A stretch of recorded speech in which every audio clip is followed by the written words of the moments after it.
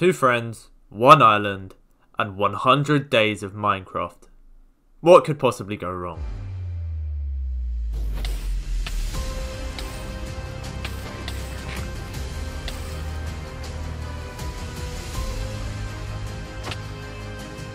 Just before the video starts, guys, please like and subscribe if you haven't already, as these videos are a lot of effort to make and your little contribution goes a really long way. Also, show Ethan some love by subscribing and watching his videos. Link will be in the description. Got it? Good. We had a lot of fun making this, so I hope you guys enjoy. On day 1, all we started with was a chest with a few essentials in it and a tree. I mined downwards while Ethan mined the tree from above, as this way we didn't risk losing any crucial resources. Luckily, we managed to catch all the wood and all the saplings, which was just awesome. We were going to need as much dirt as possible, and hence we decided to move the whole island down a few levels, leaving us with about 30 spare dirt. We then began expanding the island so that it was a bit safer, because being right near the edge constantly is frankly terrifying. I made a fancy little ring of trees, and to be honest, this was a great start as we now had a lot more room to work with and several trees to mine at once due to using ore excavator or vein miner, as some of you may know. Furthermore, I decided to complete a few quests, which is where my 22 levels came from, and also where my bone axe and pickaxe came from too. It was already starting to get dark, meaning me and Ethan needed light and beds ASAP. So after we fully infected the tree, we collected enough string to make some lovely white beds. And there we had it. Day 1 was already complete. The following day, I got to work on making sieves and hammers so that we can make a start on collecting actual resources such as iron. Me and Ethan both had collected a free water bucket from a quest and hence decided to make a cheeky little infinite water source. My next job was to work towards a cobblestone generator, by which I needed an iron bucket of water, so it was time to hammer and sieve some gravel to collect as much iron as I possibly could. However, I soon realised that I actually needed flint meshes first, so I quickly made those before the end of the day. Whew, day 3 already? God damn! I kept grinding for basic resources while Ethan began expanding the base a little by adding a cobblestone extension. I did also finally end up collecting enough iron pieces to smelt 3 iron ingots, which I then used to make the water bucket that I needed for the cobble gen. And boom, there we had it, a fully automatic cobble gen by day 4. This was a great start. We continued the day by making a crucible in order to generate lava from cobblestone. While the lava was being formed, we kept grinding out resources and we were actually starting to craft some useful items such as gold for an upgraded cobble gen too. As you can see, this now generates cobble at a very fast rate, so we didn't have to wait forever for it to fill up like the last one. The next day, I decided to try and obtain some redstone by sieving dust. However, we first needed some iron meshes on our sieves, which each one takes up 6 iron, so yeah, we had a little bit of a way to go there. So instead, I made an ore crushing hammer, which did cost us 10 iron, but it was so that we could essentially duplicate our ores, meaning that it was definitely a worthy investment. Once we had enough iron smelted, I then made an iron mesh which allows for more rarer resources to be found, such as diamonds and the redstone that we wanted. Nice! Ethan found us our first diamond, meanwhile I also found us 7 redstone. I then used this redstone with some iron to make a few item pipes, and these pipes allowed me to pump cobblestone straight from the generator that we had, like the original one that I made that was trash, and into the crucibles. Hence we no longer had to manually top up each crucible with cobblestone, meaning we kind of had infinite lava.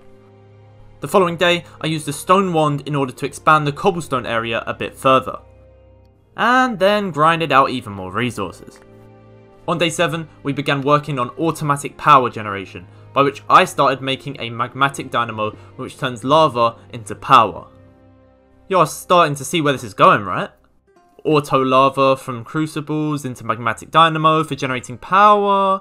Jeez, we out here with the big brain boys. But first, we had to move our lava generation backwards in order to make space for new machines such as the magmatic dynamos. For now, we were only using this power to auto hammer our resources, but later in the future we could easily expand this setup. The next day, we made a pulverizer to duplicate our ores, similar to the hammer, except with no durability loss. And we also made an induction smelter so that we could make more complex resources such as metal alloys. I wanted to get started with resource generation from pedestals, However, firstly I needed the master tool from the pedestal mod, which required red and green dye. Now that sounds easy at first, but to get green dye I needed cactus seeds, and red dye I needed grass seeds. The way to do this is to sieve dirt and pray.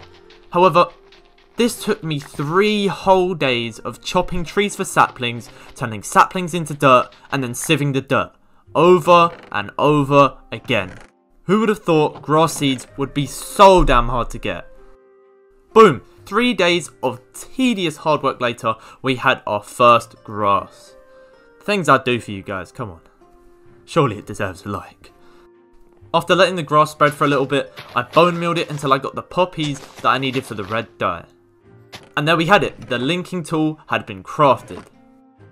The following day, I made my first ever pedestal.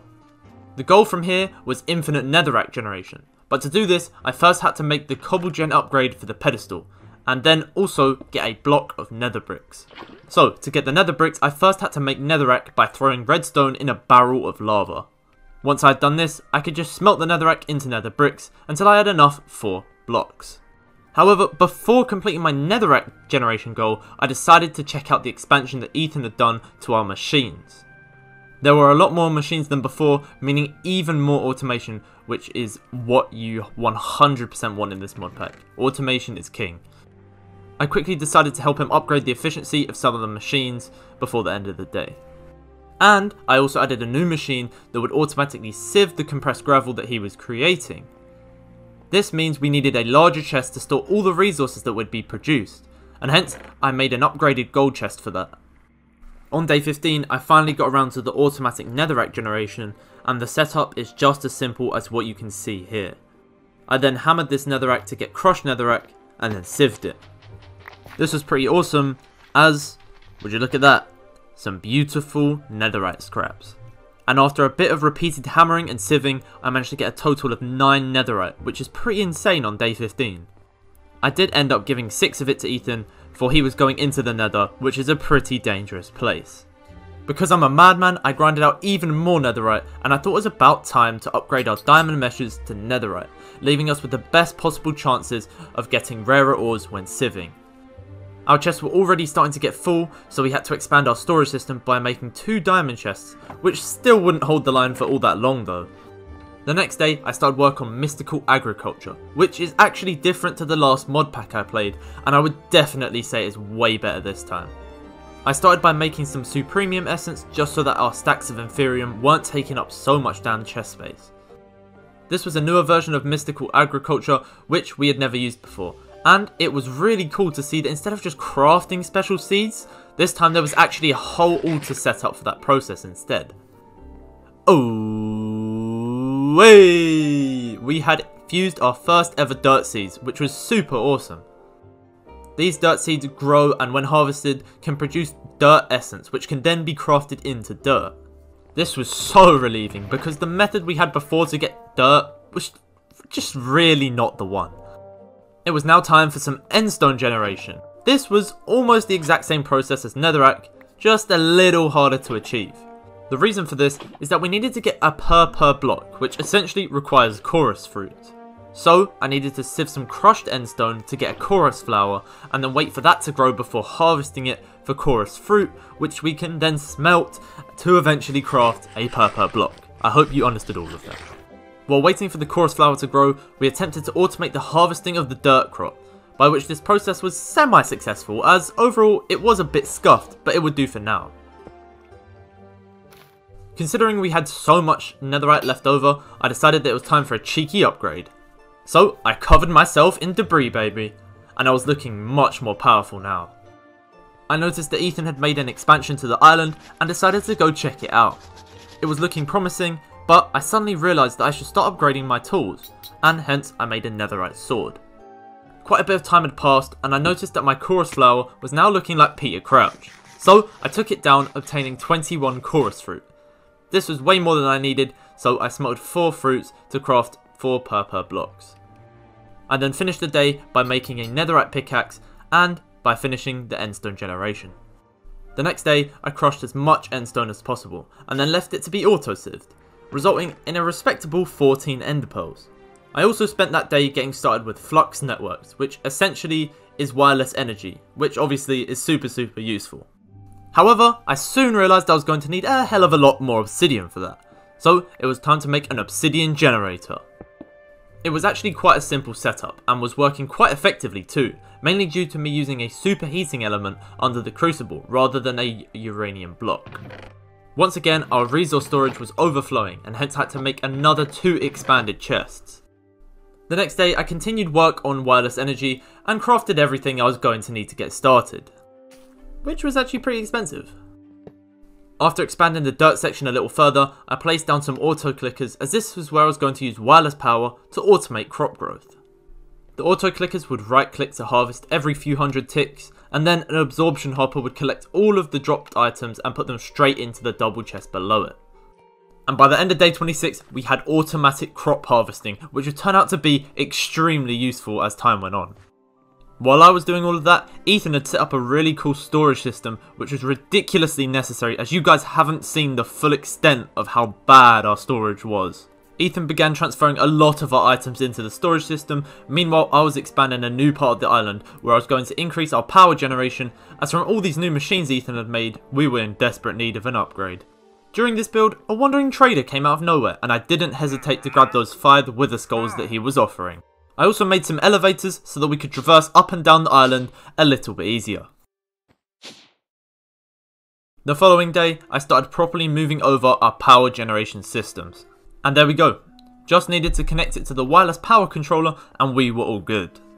We had a lot of spare Inferium at this point, so this time I used it to make some upgraded furnaces that were supposedly 600% faster than normal furnaces. But it just really didn't feel like it, and in the end I just felt a bit scammed, but oh well, I mean at least the Inferium wasn't taking up any more chest space. Now that all the power had been moved over, it was now time to use the extra space we had here to expand upon our power. Our power output had now increased by about double, and to finish it off I made enough superheating elements for each of the crucibles. With all this spare power, I decided to research mods which can use power to make us more powerful. I ended up finding a wireless heater which can essentially turn RF/power into fuel for specific types of furnaces. And boom, we had a wirelessly fueled emerald furnace. Once again, I had to expand the cobblestone industrial area to make space for a new project for me to work on. And that project was baby villagers! But first, I made an expansion to our resource processing as we needed quite a lot more redstone than we currently had available. Furthermore, I also added an auto clicker to feed the sieve because that actually gives it a nice little speed boost, and this constant boost over time goes a long way. Oh by god, this island is a mess. But that's a problem for future me, as Homer Simpson wisely said. Me and Ethan then headed to the Nether to try and get some magma cream. And wow, I didn't realise that the portal led straight onto a Nether fortress. We certainly got very lucky there. Everything seemed to be going to plan, until more and more blazes started spawning, where me and Ethan had no ranged projectiles to take them down. We were in big trouble here. Constant fireballs was getting way too much, and so we had to return home and try to work towards getting some firepower, such as bows. Once we returned, I made time in a bottle for me and Ethan so that we could speed up machines in a trade for a portion of the time in the bottle. I didn't realise at the time quite how useful this would turn out to be. Villagers were now back in sight, as I made an automatic latex processing system to obtain plastic for a mob imprisonment tool. That I actually wasn't going to end up needing, so the tutorial just basically wasted my time.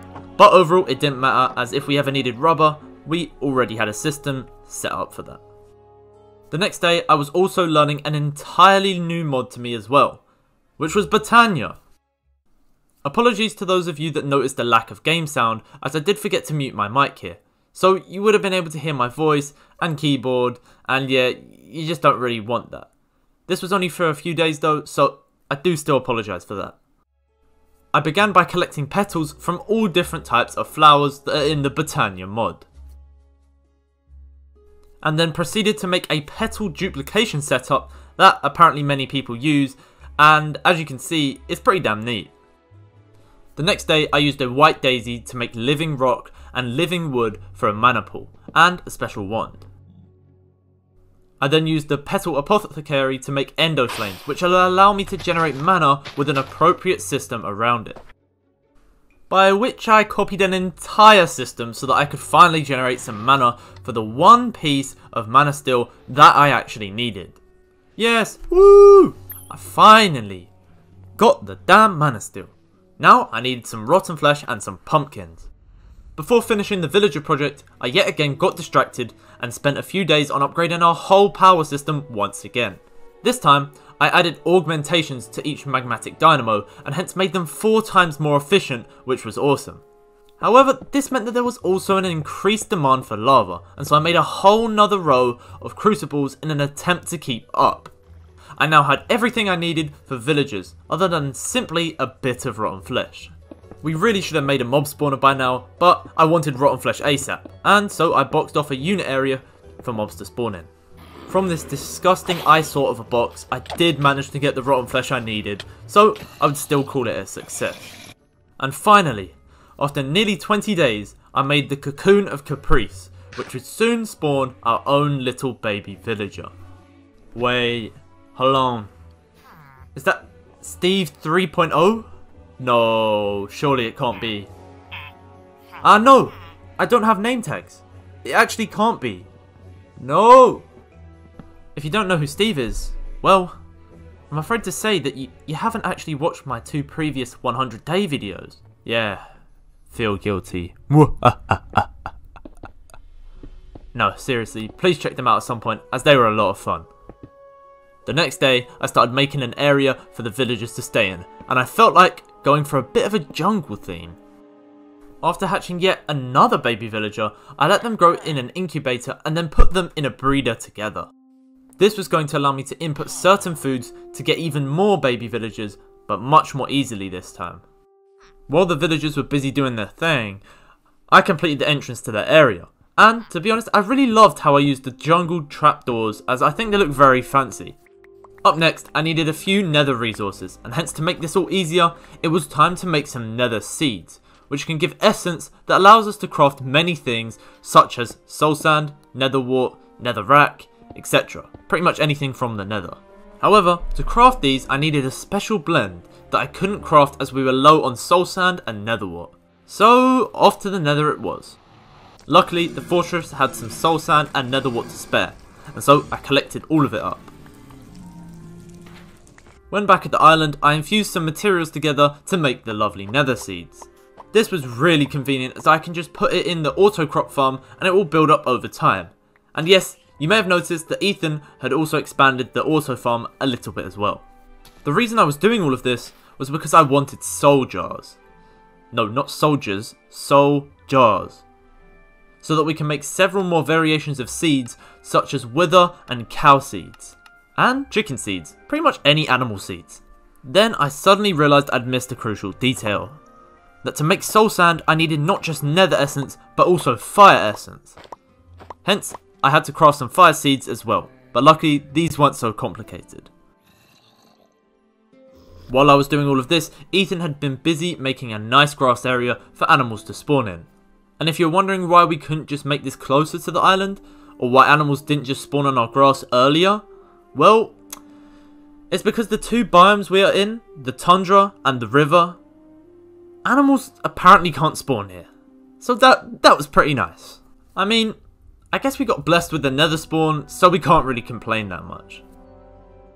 Once again, the pedestals came in clutch, because we needed soulstone cobble for the soul jars. This wasn't all that difficult as it mainly just required sieving some soul sand and smelting soul dust. And yes, you may be able to see the start of the mob farm that Ethan was working on. Finally, we had some cows and chickens! We would still need more, so I decided to breed them. I now had the 4 soul jars and the soulium dagger that I was going to need in order to get wither seeds. However, I knew that my gear would not hold up well in the nether, so I decided we needed a way to get enchants. I quickly realised that the answer was villagers. I made a lectern and quickly found that I could trade emeralds for bookshelves, which was perfect as so many emeralds had built up from our auto sieves. Villagers were certainly going to be of good use to us, so I made a bunch of lecterns and trader blocks so that we could easily cycle the villagers' trades until we got the books that we needed. I leveled a few villagers up, and then realised their trades just kinda suck. So instead of trading, I decided to turn the newly traded bookshelves into a level 30 enchantment table.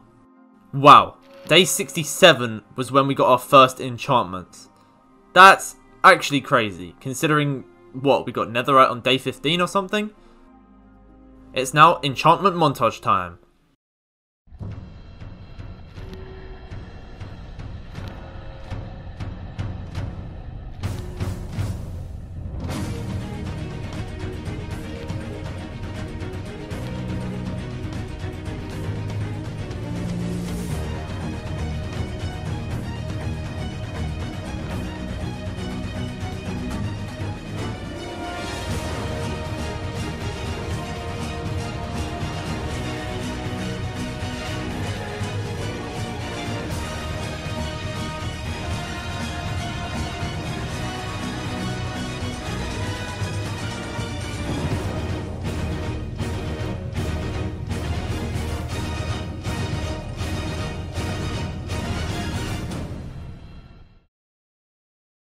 You know, just a quick flex for you guys, you know.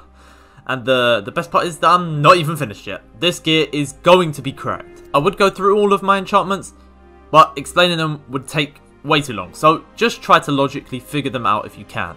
You can also see that Ethan's mob farm was really coming in clutch, as we essentially had infinite XP. Well, not infinite, but like we weren't going to need as much as what was available. Furthermore, if you are curious, we did make a disenchantment table, which really aided in the optimization of our gear. The next day, I continued improving my gear and also made a reusable enderpearl that I can ride, hence making getting around a tad easier. My main sword was now looking sexy, as well as my alternate skull farming sword. Beheading 5 combined with looting 3 was clearly a little bit OP, as almost every kill with it was resulting in a skull being dropped.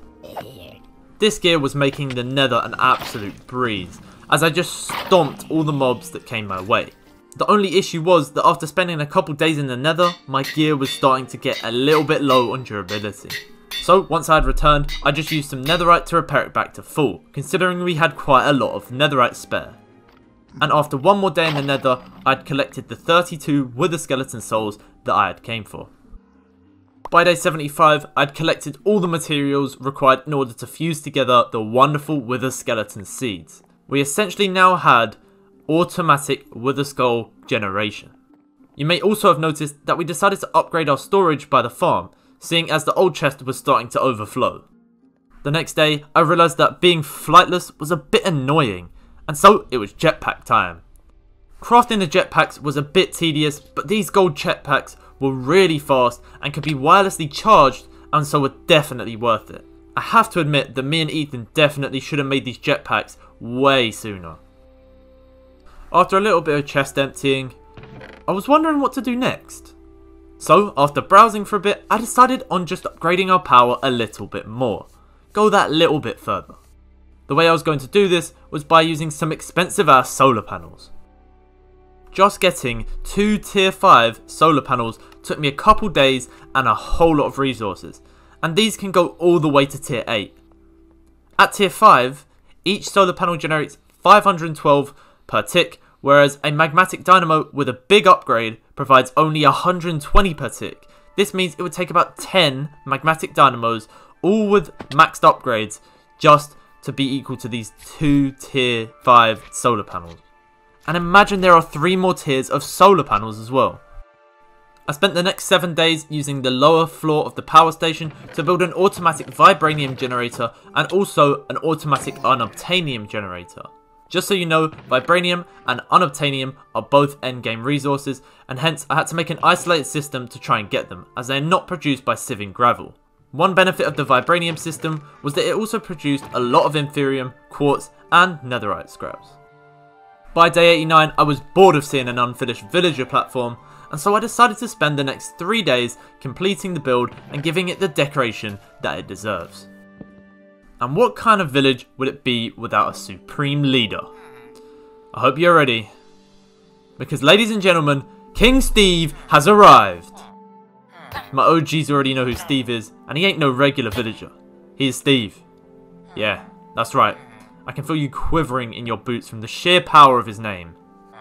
I then added a few final touches and a bit of lighting, and boom, we had our first somewhat decent build on the island. Leave a score out of 10 in the comments on how well you think I did. I suddenly discovered that the vibranium and unobtainium systems were lacking input resources, and hence for the next 2 days I spent the time making a second layer of pedestals on each side and rearranging the whole system a bit to make it look a bit nicer. I then also discovered what Ethan had been up to, and it seemed to me as if he had big plans for a larger auto farm, because these mystical agriculture seeds honestly were really good, and things grow really fast when on upgraded farmland. The next day I made a teleport pad, which when placed down in the nether allows you to teleport to the other dimension. I hope that sounded dramatic. I mean, the name really doesn't help it. Once I had arrived, I mined straight up and out to the surface, and as you can see, it is a pretty deserted and dangerous place with lots of blazes and other hostile creatures that roam the lands. Yet the most exciting thing for me is the fact that dragons can supposedly be found here. I searched and searched and searched, but there were no sign of dragons anywhere. Not even like a dead corpse of a dragon or something. Either way, I did end up encountering some ghosts. And these ghosts weren't no regular ghosts. These ghosts had 1,500 health, couldn't be hit by arrows, and could fly really fast, and hit pretty damn hard. I was out of there, as a 1,500 HP fight did not sound fun, especially considering there were now 5 of them. I continued exploring for a while. Even though there was no sign of dragons, I did end up finding some blackstone, which was super hype as it is a fantastic building block. I then realised that if a ghost could hit hard, then even if we did find a dragon, we would stand no chance. And so it was time to get super overpowered. And when I say super overpowered, I mean ridiculously overpowered. I made all the Modium boots and helmets for me and Ethan, as well as unobtainium leggings for the both of us. And these unobtainium leggings give 600 armor, which is insane. And just to put this into perspective, diamond leggings give 6 armor. So these leggings are over 100 times better than diamond, if you included the unique resistances it gives too. Either way, we were so much stronger now, especially after transferring our enchants over too. Our next goal was to take down the Ender Dragon, and so I set up a few waystones and gave us warp stones so that we can freely teleport to these waystones from anywhere, including other dimensions. However, it does come with a cooldown. It was time to fight the Ender Dragon. Now normally, Ender Dragons last a bit longer. However, with speedy jetpacks, crazy gear and bows, the poor dragon didn't stand a chance as we took out the crystals in record time. The Ender Dragon was under constant fire from Ethan and I, and we did manage to take it down even before it had a chance to rest at its perch. Well, I hope you guys weren't expecting too much of a challenge from the Ender Dragon, because as you can see, it didn't even take 2 minutes. We grabbed the egg and the experience and then returned home as the end didn't really seem to offer us much. For the final 2 days, I worked on obtaining some really overpowered Ender bookshelves. These bookshelves did however require some Dragon's Breath, of which we had none. So it was time to spawn another Ender Dragon. After swiftly taking out the crystals, I waited down by the landing point and hoped to get blasted by the Ender Dragon's breath so that I could easily collect some in the glass bottle. Eventually I got 31 Dragon's Breath and decided that that was probably going to be enough. We now had basic Ender bookshelves. However, we wanted the most overpowered ones. The pearlescent Ender shelves. So I had to quickly gather about 20 blaze rods, and then it was time to test out these bad boys. And would you look at that, a level 70 enchant. I decided to give it a quick test, and supposedly I was going to get Depth Strider 4. But yeah, I'll just let the enchantments speak for themselves here. This was certainly cracked, and it was a shame to have come to an end so quickly. Overall, I have to say this 100 days has definitely been my favourite so far, and I truly believe that there is so much more that we can do in this series, so I will most likely be continuing with this mod pack. I thoroughly enjoyed my time making this video, and I hope that was reflected in the video itself. Remember to like the video if you did enjoy, as that would be much appreciated. Also, remember to check out Ethan's channel and watch his perspective too, as I couldn't have done it without him and he deserves some love too, so go give him some. Other than that guys, let me know if you want to see 200 days in the comments, and if you do, I will certainly get on that ASAP. Thank you for watching and take care.